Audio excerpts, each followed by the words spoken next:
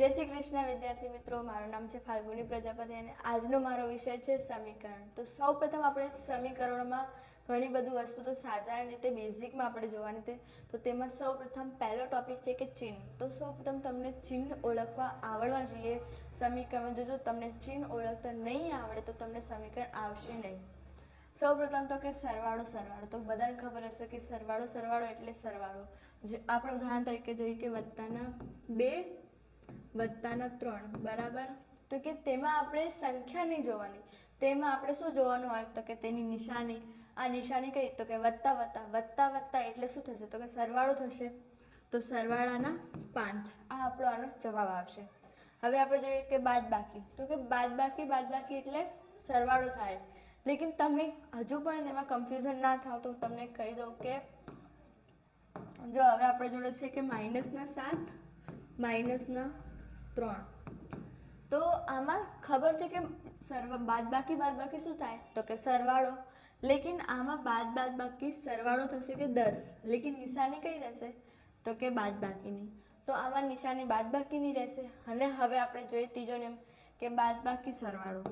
તો વિદ્યાર્થી મિત્રો, બધા વિદ્યાર્થી જોયે છે કે સરવાળો બાદબાકી એટલે બાદબાકી જ આવે એવું નહીં. સરવાળો બાદબાકી તો જોઈએ જેમ કે બાદબાકીના 2 સરવાળાના 5.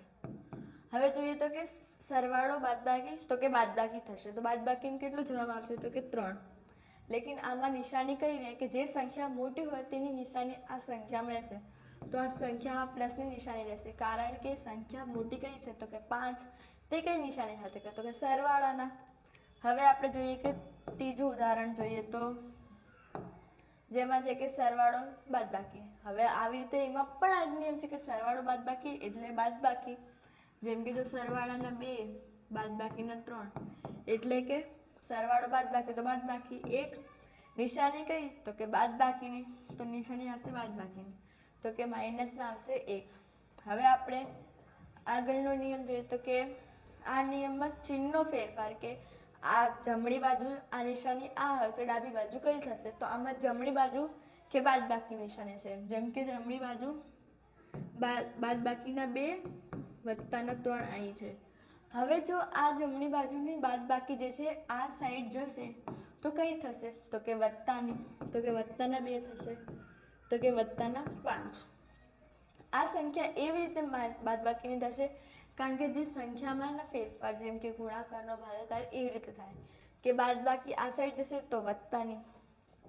હવે આપણે જોઈએ આવી જ રીતે કે સરવાળો છે તે આ સાઈડ જશે તો કે બાદબાકી. હવે સરવાળાના 2 અહીંયા -1. હવે વત્તાના 2 ઓલી સાઈડ જશે તો શું આવશે તો કે બાદબાકીના 2. તો હવે આનો જવાબ આ સંખ્યા તો રહેશે નહીં આપણી જોડે, અને આ માઇનસ તો કે બાદબાકીના 3. આવી રીતે આ સંખ્યાઓનો આપણે જવાબ શોધવાનો હોય છે. હવે જોઈએ તો ગુણાકાર. તો કે ગુણાકારની સંખ્યા ભાગાકારમાં કેવી રીતે જાય તો કે જોઈએ તો જેમ કે 2x વત્તાના 2 આવી જોડે છે આપણી રીતે. હવે આ જે x નું જે ચલ એટલે કે આને ગુણક કહેવામાં આવે છે. તો જે બટ્ટામાં જશે એટલે કે ભાગમાં આ સાઈડ જશે ગુણાકારનો તો ભાગાકારમાં જશે તો થશે કે 2 ભાગ્યા તો 2 થશે. તો x ની કિંમત આપણે જોડે આવશે 1. આ થઈ ગયું. હવે જોઈએ કે ભાગાકાર, કે હવે આપણે જોડે અહીં ભાગાકારની નિશાની પહેલાથી જ છે. જેમ કે x ભાગ્યા 5 બરાબરના 3. હવે આપણે જોડે છે આ 5 છે તે શું છે ગુણાંક છે, અચલ છે, અને અચલ આ સાઈડ જશે તો ગુણાકારમાં થશે કારણ કે આ છે ભાગાકારમાં. હવે x બરાબર તો જે કે 3 ગુણાકારના 5, કે આ નિશાની શું હતી અહીંયા તો કે ભાગાકારની. હવે જમણી બાજુ જશે તો શું થશે તો કે ગુણાકાર, અને આપણી રીતે આવી જ રીતે આપણે જવાબ આવશે તો કે 15. તો વિદ્યાર્થી મિત્રો, મને આશા છે કે તમે ચિહ્ન ઓળખતા શીખી ગયા હશો. હવે આપણે જોઈએ કે ચલ અને અચલ. તો વિદ્યાર્થી મિત્રો, ચલ એટલે કે A to Z એટલે કે ABCD ના બધા અક્ષરો શું થાય તો કે ચલ, અને અચલ એટલે કે 1 થી લઈને અનંત એટલે અવ્યાખ્યા, કે જેટલી સંખ્યાઓ આપણે હશે તે સંખ્યા અચલ કહેવામાં આવશે. હવે આપણે જોડે છે કે 2x વત્તા 1 બરાબર 3 વત્તા 4. હવે આપણે જોડે છે અને વત્તાની શું નિશાની છે કે ચલ એક સાઈડ હોવા જોઈએ અને અચલ એક સાઈડ હોવા જોઈએ. તો આપણે અચલ અને ચલ એક સાઈડ મૂકીએ તો કે x બરાબરના 3 વત્તા 4 બાદબાકીના 1 આપણે જોઈએ આવ્યા. હવે આપણે જોઈએ તો કે 2x બરાબરના તો કે 8 આપણી જોડે આવ્યા. અને હવે 2x ને આપણે મૂકીએ જેમ કે x છે અને હવે x ને બટનમાં મૂકીશું તો કે 8 બરાબર ભાગ્યાના 2 અને હવે આપણે એને કાપીશું તો કે 2 કવે 2 ચોક તો કે 8. હવે આવી જ રીતે આ સંખ્યા શોધવાનું હોય છે. અને અચલમાં એવો નિયમ હોય કે જેમ કે 2 છે. હવે આ શું છે તો કે અચલ અને હવે આની જોડે x જોડાશે તો શું થઈ જશે કે આ ચલ થઈ જશે. અને જો હવે આપણે કોઈ સંખ્યા જેમ કે બટામાં કે આ છે ને અહીં 1 અને 2 ને આપણે ગુણાકારના છે તેને ભાગાકારમાં મૂકવાના છે.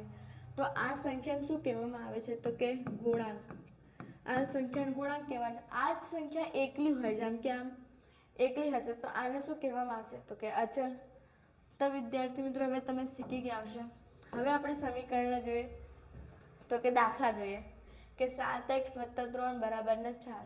સૌ પ્રથમ શું કહીશું કે ચલ એક સાઈડ જેમ કે તમે જમણી બાજુ લો કે ડાબી બાજુ લો વાત તો એક જ પણ શું આનો નિયમ છે કે ચલ હંમેશા એક સાઈડ હોવા જોઈએ અલગ અને અચલ એક સાઈડ હોવા જોઈએ. હવે ચલ ને અચલને અલગ અલગ કરીએ તો કે 7x બરાબર 4 બાદબાકીના 3 કારણ કે શું નિયમ હતો કે સરવાળો આ સાઈડ જશે તો શું થશે બાદબાકી. હવે જોઈએ તો કે 7x બરાબરનો 1 નિશાની કઈ મોટી હતી તો કે સરવાળાની સરવાળો બાદબાકી તો કે બાદબાકી. હવે જોઈએ તો કે સરવાળાની નિશાની મોટી અને x બરાબર આપણી જોડે આવશે તો કે 1/7 થઈ ગયો નિયમ. હવે આગળના નિયમ બધા આમાં થાય છે કે નહીં થતા તો થાય છે. હવે જોઈએ કે 9x બાદબાકીના 3 બરાબર 7x + 2. હવે જોઈએ કે 9x આપણે ચલ અહીં મૂકીએ અને આ બાદ સરવાળાના 7x છે. હવે તે આ સાઈડ સરવાળો આ સાઈડ જશે તો શું થશે તો કે બાદબાકી 7x બરાબર 2 વત્તાના હતા અને માઇનસના 3 બીજી સાઈડ જશે તો શું થશે તો કે પ્લસના 3 હવે પ્લસ માઇનસ તો કે બાદબાકી 9x - 7x તો શું થશે તો કે 2x અને આ સંખ્યાનો સરવાળો કરીશું તો 5. હવે ગુણાકાર વાળી વસ્તુ બીજી સાઈડ જશે ડાબીથી જમણી બાજુ તો શું થશે તો કે ભાગાકારમાં તો x બરાબર 5/2. આ સંખ્યાનો આપણો આવો જવાબ આવવા મળે છે. હવે જોઈએ કે આ સંખ્યા આમ શું તો વિદ્યાર્થી મિત્રો બોર્ડ માસનો શું નિયમ હતો તો કે આ સાઈડ જે બ્રેકેટના એટલે કોષ્ટકની અંદર જે સંખ્યા હોય છે કે તે હોય પણ આમાં કોષ્ટકની સંખ્યા કેવી છે તો કે બંને અચલ એક ચલ અને એક અચલ છે તો આપણે આને જોડી શકતા નથી. અને જો વિદ્યાર્થી મિત્રો તમને બોર્ડમાં આવડતા નથી તો તમે મારા આગળના વિડીયો જોઈ શકો છો. હવે જોઈશું તો કે ગુણાકાર કરીશું કારણ કે આ સંખ્યા બંને અલગ અલગ છે અને ચલ અચલને જોડી શકતા નથી કે ઘટાડી પણ શકતા નથી આપણે. તો જોઈ દઉં કે 2x વત્તાના 8 બરાબર 3 પંચા તો કે 15x વત્તાના 3 તરફ તો કે 9 થઈ ગયું. હવે આપણે જોઈએ તો કે 2x હવે આપણે શું કરવાનું તો કે અચલ એક સાઈડ કરીશું અને ચલ એક સાઈડ કરીશું. તો આ ચલ છે તો આ ચલને બીજી સાઈડ લઈ જઈએ તો સરવાળાનો તો શું થશે તો કે બાદબાકી તો બાદબાકીના 15x બરાબર વત્તાના 9 અને 8 તો એ સરવાળા છે ઓલી સાઈડ જશે તો બાદબાકીના 8. હવે આપણે બાદબાકી કરીએ તો કે 15x માંથી 2x જશે તો કેટલા થશે તો કે બાદબાકીના 13x કારણ કે નિશાની કઈ મોટી છે તો કે 13ની નિશાની તો એ કઈ હતી તો કે બાદબાકીની આપણે બાદબાકીની નિશાની મૂકીશું. હવે આપણે જોઈએ તો કે વત્તાના 9 અને માઇનસના 8 તો શું કરીશું તો કે વત્તાનો 1 આવશે અને આ સંખ્યાને આવી રીતે મૂકીશું તો તે અને આ સંખ્યાને આપણે આવી રીતે મૂકીશું તો 1/13 હશે અને આ બાદબાકીની જે નિશાની હશે તે વચ્ચે આવશે. આવી રીતે આ સંખ્યાનો આપણો જવાબ આવશે. હવે આવી રીતે બીજો કે ભાઈ બધા ગભરાઈ જશે કે આમાં શું છે તો આમાં પણ ભિન્ન જેવો નિયમ છે. સૌપ્રથમ તો કે ચલ અને અચલ તો આપણી આ સંખ્યાનો આપણે ચલ અને અચલ જોવાનો હોય છે. સૌપ્રથમ ચલ અચલ એક સાઈડ મૂકીએ તો કે 7x ભાગ્યાના 3 અને જે 6 વત્તા 3 એ આપણે મૂકીશું અને જે વત્તાના 4/5 છે તો તે ઓલી સાઈડ જશે તો શું થશે? બાદબાકી થઈ ગયું. હવે સૌપ્રથમ 7x/3 બરાબર આ બંનેનો આપણે લસા લઈશું. બંને કઈ સંખ્યા છે? તો કે અયુગ્મ સંખ્યા છે. તો ગુણાકાર કરીએ તો કે 15, 3ના ઘડિયામાં 15 તો કે 5 વખત, અને 5ના ઘડિયામાં તો કે 3 વખત. હવે 6 પંચા તો કે 30, બાદબાકી 4 તરી તો કે 12. આવી રીતે આવી ગયું. હવે આપણે જોઈશું કે 7x/3 બરાબરના તો કે આ સંખ્યાને ઘટાડીશું. 30માંથી 12 ઘટાડીએ તો કેટલા? તો કે 18. તો 18/15 આવી રીતે આવી ગયું. હવે સંખ્યાનો સામસામે એટલે કે ગુણાકાર કરીશું. કે આ સંખ્યાનો આની સાથે, આ સંખ્યાનો આની સાથે આપણે ગુણાકાર કરીએ તો જઈએ કે 15 સિત્તા તો કે 105. 105x બરાબર 18 તરી તો બધાને ખબર હશે કે 54, અને x બરાબર 54/105. આ સંખ્યાનો આપણો આવી રીતે જવાબ આવી જશે. સાધારણ અને સિમ્પલ. જો વિદ્યાર્થી મિત્રો હજુ પણ તમને કે ભાઈ આ સમીકરણ નથી આવતા, આ બહુ મોટા છે, તો તમે મને કમેન્ટમાં જણાવજો. હું તમને આનાથી પણ સાધારણ તરીકેથી શીખવાડીશ. કે હવે જોઈએ તો કે આ સંખ્યા, તો આ સંખ્યામાં પણ બોર્ડ પાસનો નિયમ લાગુ પડશે કે કોષ્ટક. પણ કોષ્ટકની અંદર શું છે? તો કે ચલ અને અચલ બંને ભેગા છે. એના આપણે ઘટાડી શકીએ કે ના જોડી શકીએ. તો ગુણાકાર કરીએ તો કે 2 ચોક તો કે 8, 2 ચોક શું થશે? તો કે 8x વત્તાના 6/3 બરાબર 4/5. આવી રીતે આપણી જોડે જવાબ આવશે. હવે આપણે ક્રોસનો ગુણાકાર કરીએ તો કે 5 ઈઠ્ઠા તો કે 40x વત્તા 6 પંચા તો બધાને ખબર હશે કે 30. હવે 3 ચોક તો કે 12, 3 ચોક તો કે 12. હવે આપણે જોઈએ તો કે 40x બરાબર 12, 30 શું હતા? તો કે સરવાળાના. ઓલી સાઈડ નિશાની જશે તો શું થશે? તો બાદબાકીના 30. તો 40x બાદબાકી 12માંથી 30 જાય તો કેટલા થશે? તો કે બાદબાકીના 18. હવે x બરાબર બાદબાકી 18/4. આવી રીતે આપણે જવાબ આવશે. અને તમારે જો સંખ્યાને કાપવી હોય તો કાપી શકશો. તો કે 9, 20 બાદબાકી 9x. આ રીતે આપણે જોડે જવાબ આવી જશે. હવે આપણે આ છેલ્લો દાખલો છે. અને જો આ વિડીયો તમને હજુ પણ સમજમાં ન આવડતું તો મને કમેન્ટમાં જણાવશો. આનાથી પણ હાર્ડ તમને શીખવાડીશ. હવે જોઈશું તો કે 3 દુ તો બધાને ખબર હશે કે 6, 6x વત્તા 3 પંચા તો કે 15/2. હવે આપણે જોઈએ તો કે વત્તાના 3x/4 બરાબર 5/6. આવી રીતે આપણી જોડે થઈ ગયું. હવે આ સંખ્યાને આપણે આ સાઈડ નહીં લઈ જઈ શકતા, કારણ કે આ સાઈડની બધે ચલ છે અને આ સાઈડની તો કે અચળ. સૌપ્રથમ તો આપણે જોઈશું કે 2 અને 4 તો 2, 4નો લસા તો બધાને ખબર હશે કે 4 લસા હશે. અને હવે આપણે ગુણાકાર કરીએ તો કે આ સંખ્યાને 2 વખત ગુણીશું અને આ સંખ્યાને 1 વખત ગુણીશું.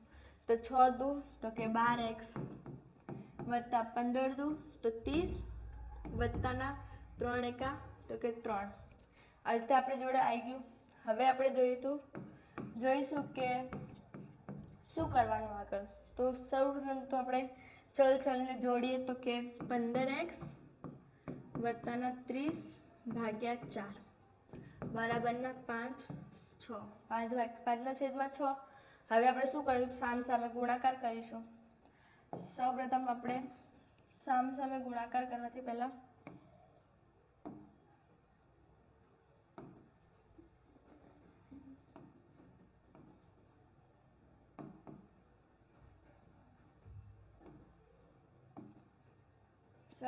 સામસામે ગુણાકાર કરીશું. તો કે 15 છંગ તો કે